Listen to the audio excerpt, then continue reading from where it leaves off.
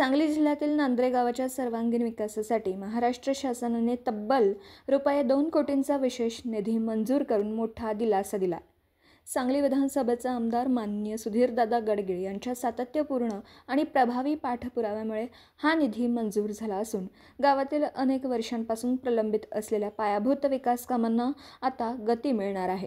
52 वर्षांनंतर नांद्रे येथे भव्य पंचकल्याण प्रतिष्ठान महामहोत्सव नांद्रे गावात जैन धर्मियांचा पश्चिम महाराष्ट्रातील सर्वात मोठा आणि अत्यंत प्रतिष्ठेचा पंचकल्याण प्रतिष्ठान महामहोत्सव 2 फेब्रुवारी ते 8 फेब्रुवारी 2026 या कालावधीत होणार आहे.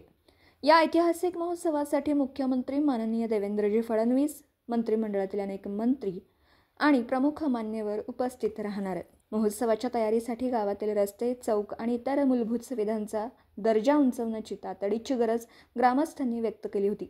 यावर आमदार सुधीरदादांनी तातडीने कारवाई करत ग्रामीण विकास आणि पंचायती राज मंत्री माननीय आमदार जयकुमार गोरे यांच्याकडे निवेदन सादर केलं व समक्ष भेटून निधीची मागणी केली.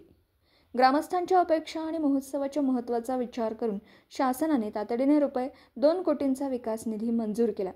या निधीच्या माध्यमातून रस्त्यांचं डांबरीकरण, मुख्य चौकांचं सुशोभीकरण, गावातील प्रलंबित मूलभूत सुविधा कामं, महोत्सवासाठी आवश्यक सुविधांचं उन्नतीकरण या सर्व कामांना आता गती मिळणार आहे. निधी मंजुरीची माहिती मिळताच गावात जल्लोषाचं वातावरण निर्माण झालं.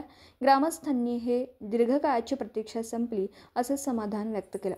पंचकल्याण समिती, ग्रामपंचायत आणि सर्व नागरिकांनी आमदार सुधीरदादा गडगेळ यांचं मनापासून आभार मानले.